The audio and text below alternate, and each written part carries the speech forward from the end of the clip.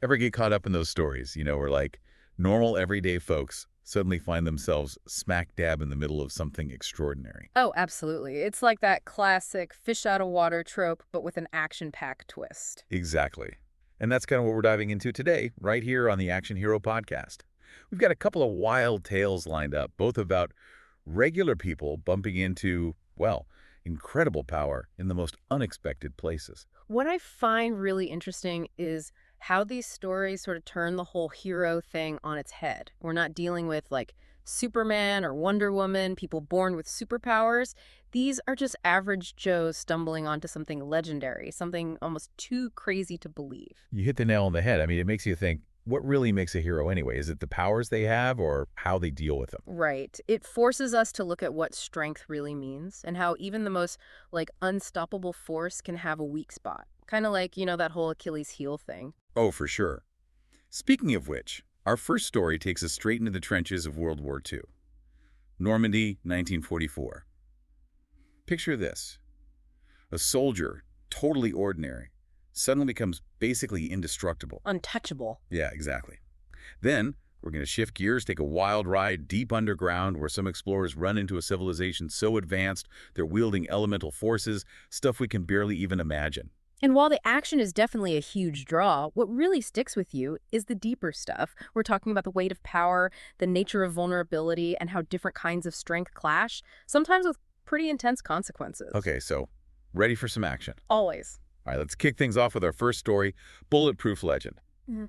Normandy, 1944, the heat of battle, right?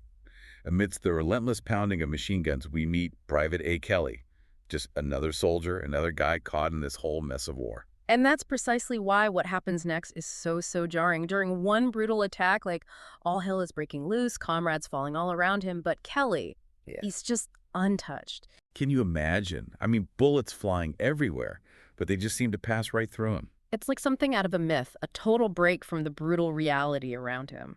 Yeah, it'd be hard to believe if you saw it yourself. So, naturally, the whispers start, right? The untouchable, they call him. And suddenly, he's the guy they send on the craziest missions, storming those heavily fortified bunkers, places no one expects to come back from. Talk about pressure. It's like he becomes this symbol, this legend on the battlefield. But let's be real, that kind of reputation comes with a heavy price. Oh, absolutely. It's not all sunshine and roses. Oh. While on the outside, he's this invincible hero, inside, Kelly's wrestling with some serious stuff. I mean, think about it. He knows the story of Achilles, right? That seemingly invincible warrior with that one tiny weak spot. That single point of vulnerability. Right. And that knowledge, that fear that he might have a hidden weakness too, it just eats away at him. Talk about a mind game, huh? Totally. It's this crazy contrast, outward strength versus this deep inner turmoil. And then the story takes this awesome turn. They pull Kelly from the front lines, thrust him into the world of spies and secrets. No more brute force. Now it's all about shadows and deception. He gets this cryptic message leading him to a secret meeting with Agent Carter. And the key phrase, The heel points the way. chills, right? Suddenly, his strength, the very thing that makes him special, is tied to a known vulnerability. It's almost like the story's telling us that his true value isn't just about what he can withstand, but also that one thing that could bring him down. That meeting with Agent Carter, that's where the real stakes come in. We learn the Nazis, they've somehow figured out the Achilles heel thing. They even have this diagram pointing right at the spot. And Kelly, being Kelly, he cracks a joke. So, he says, I get a fancy pair of socks. Dark humor in the face of, potential doom. Gotta admire that though, right? But that line tells you everything about where his head's at, fear, resignation, and a whole lot of, this is so messed up. Yeah. But it also shows that even when you think you're invincible, someone might find a way to exploit that one tiny chink in your armor. Exactly. It's like a strategic lesson going way beyond the battlefield. But then Carter lays out her plan, and it is brilliant. Kelly's not just a target, he's the bait. They send him into a Nazi bunker in Normandy, not to fight, but to steal a weapon, a syringe filled with this weird, shimmering liquid. Can you picture that? This guy used to all-out warfare. Now he's got to be all sneaky and stealthy, right in the lion's den. Talk about tension. Especially when you consider the setting, described as a madman's nightmare. And then there's that shimmering liquid, so mysterious, so potentially dangerous, it adds this whole other layer of suspense. And the escape. Oh, man, it's a desperate scramble. Bullets whizzing past, alarms blaring, and Kelly's running for his life, knowing he's carrying something super valuable, something they desperately want back. And it's in that moment, that frantic escape, that he really gets it. He's not just a bulletproof soldier anymore. He's a pawn in this high-stakes game. You nailed it. He's not just reacting to his invulnerability anymore. He's actively involved, even if it's not on his own terms. And you see how Carter's using him? It's a whole different kind of warfare where unexpected strengths can be a game changer. Okay, but the climax. It doesn't involve a massive firefight or some crazy explosion. Instead, it's this nail-biting standoff. A lone sniper, supposedly the best in Europe, perched high up in a church tower, his sights locked on Kelly's heel. The tension, you can practically cut it with a knife. It all comes down to this one tiny spot. It's the ultimate test for Kelly, not of his physical strength, but his mental fortitude. Imagine that, knowing you're basically invincible, but having to stand there, completely exposed, while a sniper aims at your one weakness. The whole myth of Achilles becomes terrifyingly real. And then, boom, the shot rings out. But it's not Kelly who goes down, it's the sniper, yelling in pain. Turns out that syringe Kelly stole. It wasn't some weapon to exploit his weakness, it was a super strong tranquilizer. Carter, she's a genius, right? They use the enemy's own research against them. Talk about turning the tables. It's such a cool twist because it's not just about Kelly's invulnerability, it's about smart thinking, using your enemy's strength against them. It's about strategy over brute force, even when you're dealing with legendary powers. That final image of Kelly walking away, with that little sting in his heel fading, that's powerful. He's not just surviving anymore, he's changing the course of the war. He's become more than just a legend, he's a force to be reckoned with. He went from being this passive recipient of this crazy power to becoming this active player. His experiences, his alliance with Carter, they've forged a different kind of strength in him. All right, ready for a change of pace? Hit me. Let's trade the battlefields of World War II for a world of ancient mysteries and mind-blowing technology. Story number 2. Firelance from Atlantis, taking us deep, deep underground. This one's a classic adventure, like straight out of Jules Verne. We've got Professor Lidenbrock, this driven, maybe even a little obsessive geologist. Then there's Axel, his nephew, a bit more cautious, shall we say.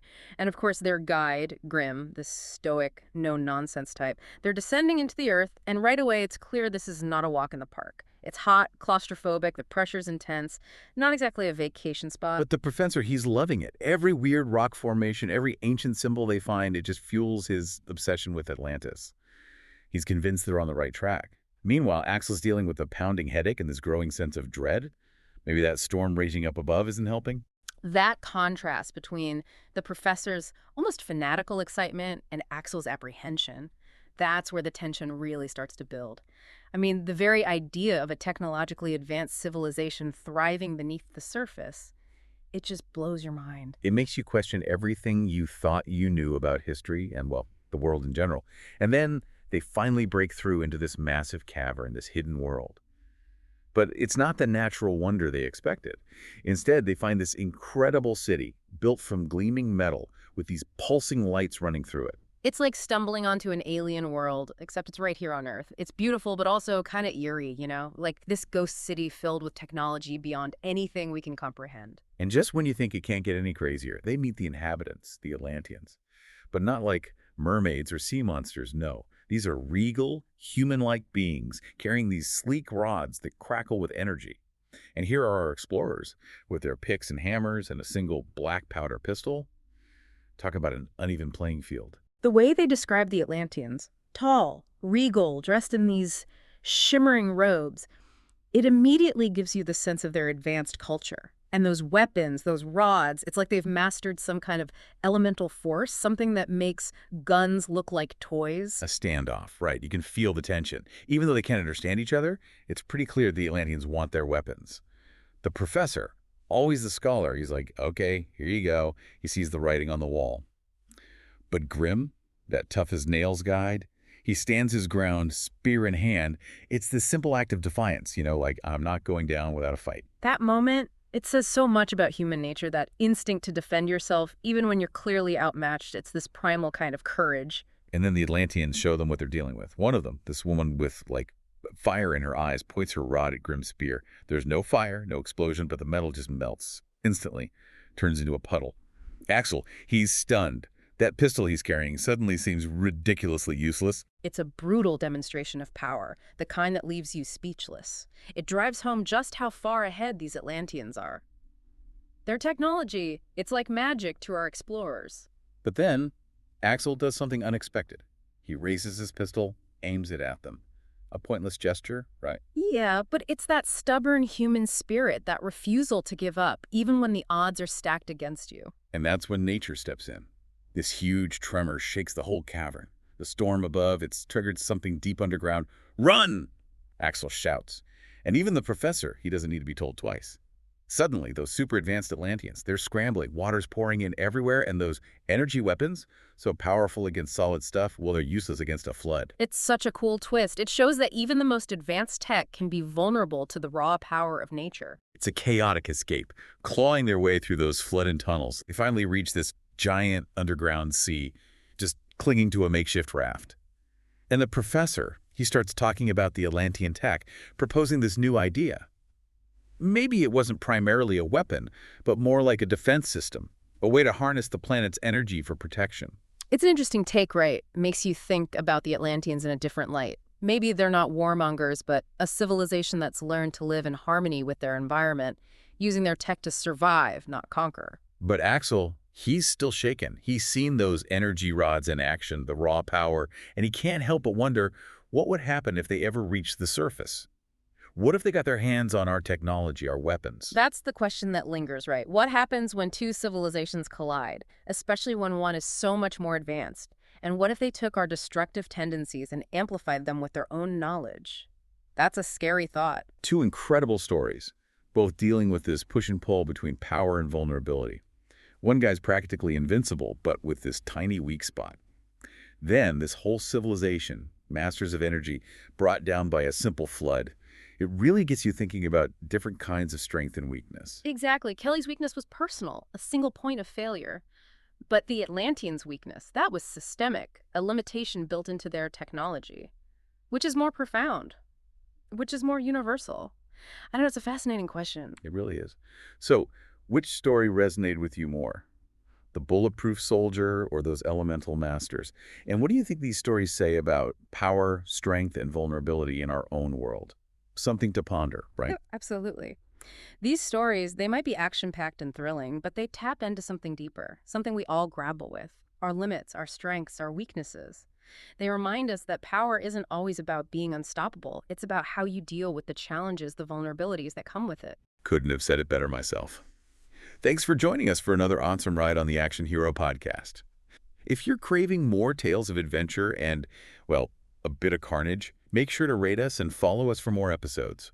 We'll be back with more stories that'll grab you by the collar and take you on a wild ride. Until next time.